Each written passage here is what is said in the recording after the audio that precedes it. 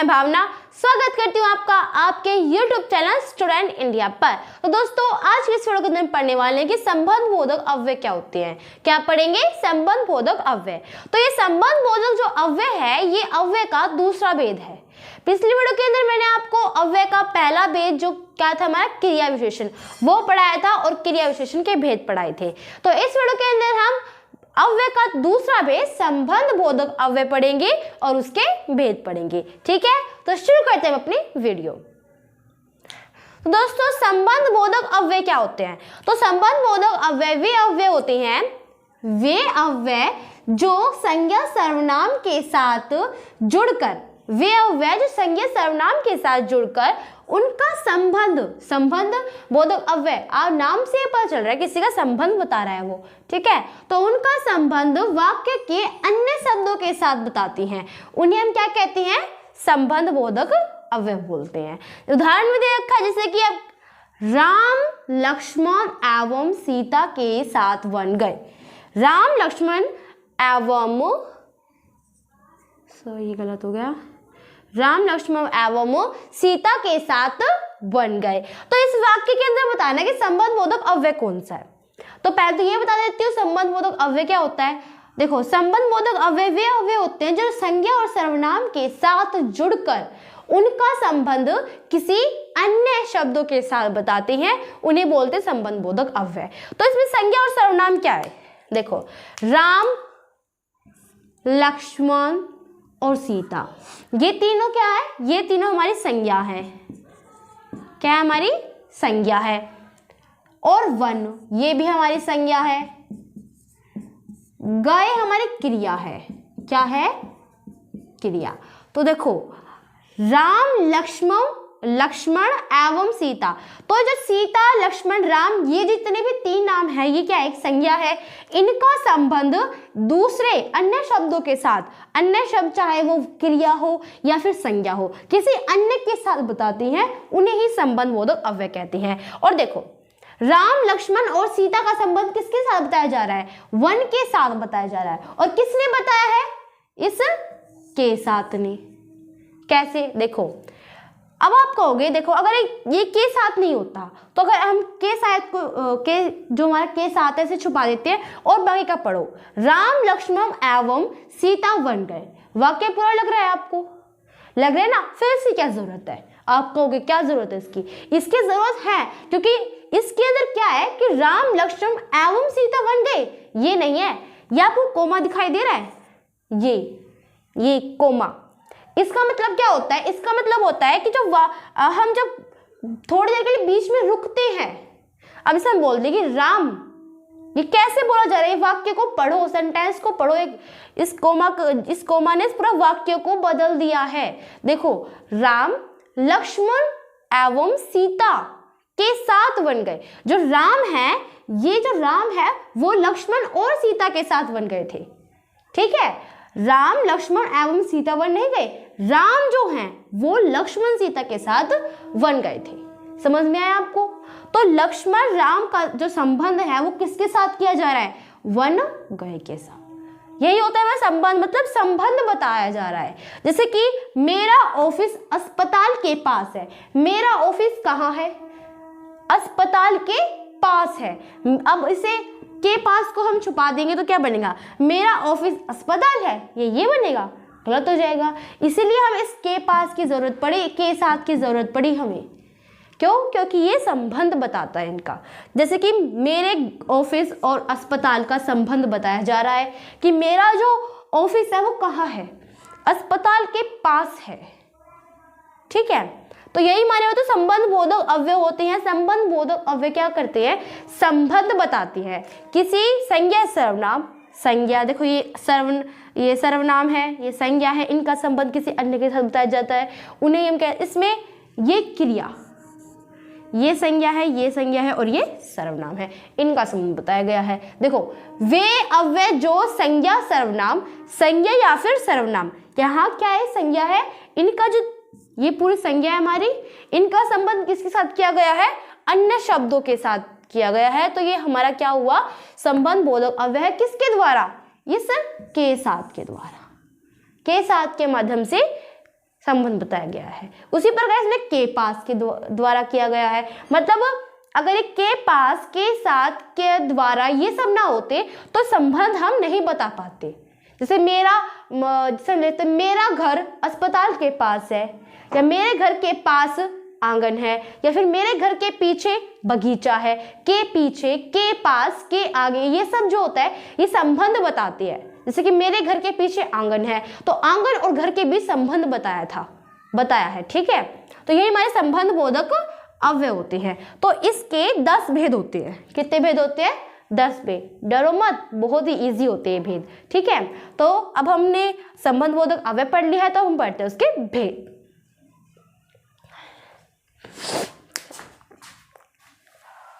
तो अब हम स्टार्ट करते हैं अवयव मतलब संबंध बोधक अवयव के भेद।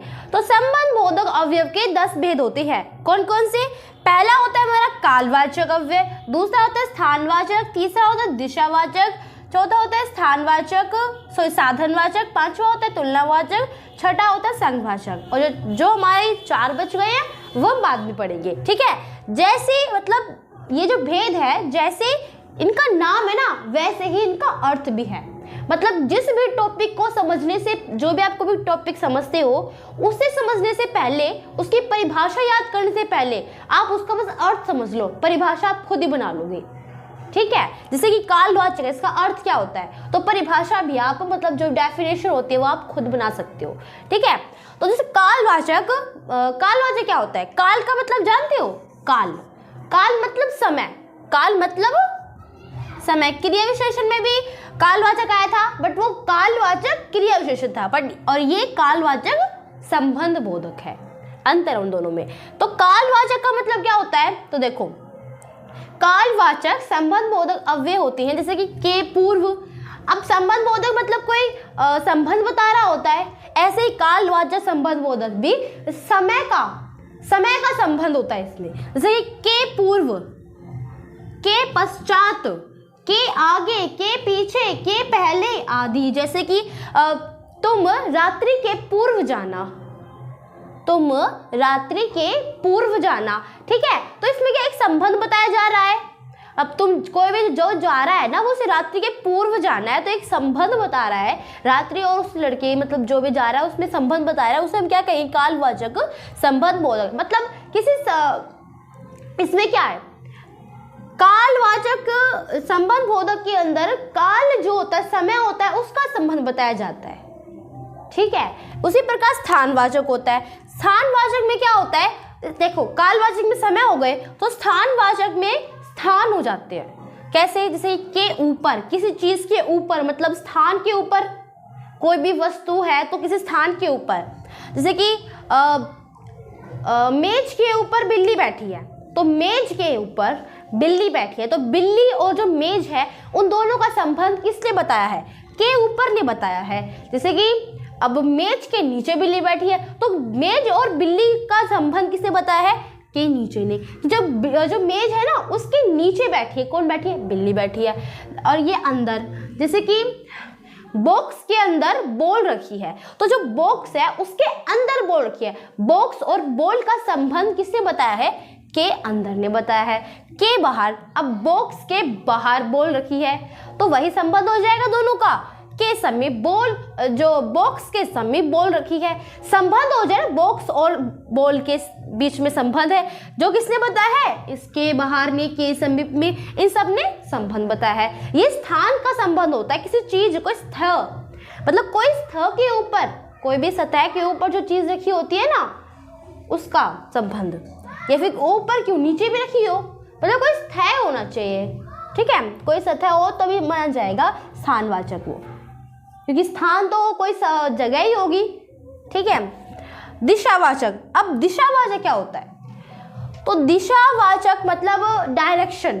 स्थानवाचक में तो हमारा कोई भी स्थान हो गया, पर दिशावाचक में कोई डायरेक्शन होगी, दिशा होगी। कैसी? जैसे कि ओर, की तरफ, के आसपास, की ओर, की तरफ, के आसपास। जैसे कि मेरे घर के तरफ, मेरे घर के तरफ बगीचा है, मेरे घर के तरफ बगीचा है। घर के पीछे नहीं, आगे, सिर्फ घर के तरफ है। अगर वो पीछे होता तो क्या हो जाता, कालवाचक हो जाता।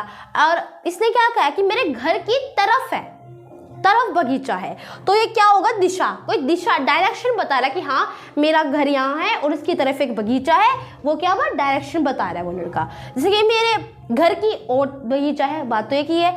मेरे आसपास जैसे कि मेरे आसपास बहुत सारी बॉल रखी हैं, तो ये डायरेक्शन हो गई कि हाँ कहाँ कहाँ बॉल रखी है, मेरे आसपास डायरेक्शन बता रहा है, ठीक है।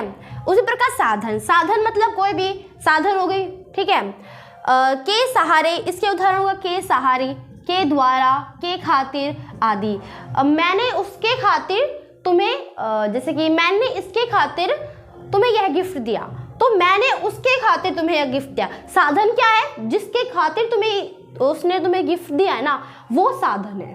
किसके खातिर दिया था, जिसके खातिर जो दिया है तुम्हें गिफ्ट, वो है आपका साधन। जैसे कि के सहारे, के द्वारा, ये सब हमारे किस में जाते हैं, साधन में। साधन है कोई भी किसी के लिए जो का, जैसे कि के लिए, के खातिर मतलब के लिए भी हो सकता है। बात तो एक ही है। तुलना, कोई तुलना की जाना हो ना, बात मतलब जो इनका जो नाम है ना, उसी में इनका अर्थ है तुलना। अब तुलना क्या होती है, जैसे कि की अपेक्षा से अच्छा, अब तुमसे अच्छे तो यह व्यक्ति है, जैसे कि तुमसे अच्छे तो यह व्यक्ति है, तो तुमसे अच्छे, तुम्हारी और इनका जो दोनों व्यक्ति के कंपेयर कर रहे, तुलना करी जा रही है। की अपेक्षा, के से अच्छा, ये सब क्या होते हैं, तुलना में आ जाती हैं, ठीक है। संगवाचक, संग में मतलब के साथ, के संग, संगवाचक मतलब साथ, संग, तुम्हारे साथ वह जा रहा है, तुम्हारे संग वह जा रहा है, तुम्हारे संग मतलब संगवाचक में साथ ही हो गया, ठीक है। इनने मतलब ये बहुत ही ज़्यादा इजी है, इनके नाम में इनका अर्थ छुपा है। काल मतलब समय, समय बता, समय के बारे में, स्थान, स्थान के बारे में, दिशा, दिशा के बारे में, साधन मतलब कोई जो भी जो हमारे जो नाम है ना, इनमें संबंध है, ये संबंध के साथ दिए गए हैं। कभी ऐसे मतलब दिशा है तो जैसे काल है, तो काल उसमें क्रिया विशेषण में भी आया था ना कालवाचक का, तो मतलब दोनों सेम ही है, नहीं ये कालवाचक संबंध वो बोधक अव्यय है, ठीक है। तो ऐसे दिशा मतलब दिशा के बारे में, साधन, साधन हो गया, तुलना कंपेयर हो गया, संग मतलब साथ हो गया, ठीक है। तो 6 तो हमने पढ़ लिए हैं, तब हम अपने पढ़ते हैं 4 और जो बच चुके हैं वे पढ़ेंगे। अब हम स्टार्ट करते हैं अपने संबंध बोधक अव्यय के जो 4 भेद बच गए थे उन्हें, ठीक है।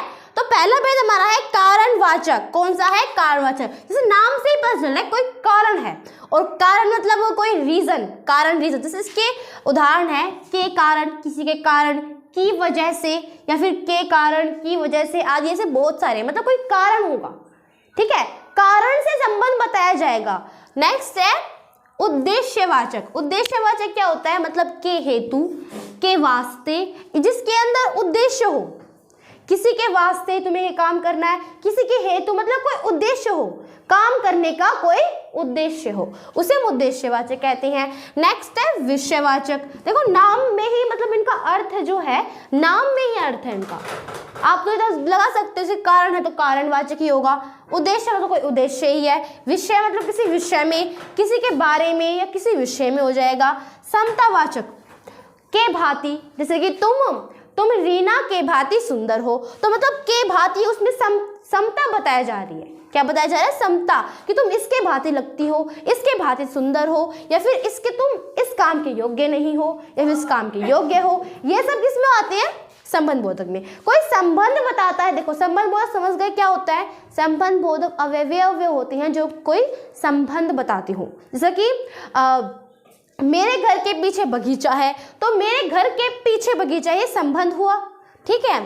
घर और बगीचे में संबंध बता दिया। ऐसे हमारे किसी में भी कारणवाचक में, उद्देश्यवाचक में, विषयवाचक में, समतावाचक में, इन सब के कारण, की वजह से, के हेतु, के वास्ते, के बारे में, के विषय में, के भांति, के योग्य और के तुल्य, इन सब के अंदर से हमें कोई संबंध बताया जा रहा है। क्या बताया जा रहा है, संबंध। ये संबंध बोधक अव्यय इसलिए कहे गए हैं क्योंकि इनके द्वारा हमें 2 वाक्यों में मतलब कोई भी संज्ञा सर्वनाम का किसी अन्य पद से कोई संबंध बताया जाता है, ठीक है। तो उसे ही हम क्या कहते हैं, संबंध बोधक अव्यय कहते हैं। तो मैंने आपको इनके जो 10 भेद होते हैं वो पढ़ा दिए हैं। आशा करती हूँ कि आपको ये समझ में आया होगा, ठीक है। अगर आपको मेरी वीडियो अच्छी लगी हो तो उसे लाइक करना, सब्सक्राइब करना एंड शेयर करना। Thank for watching my video. तब तक आप हमेशा खुश रहो।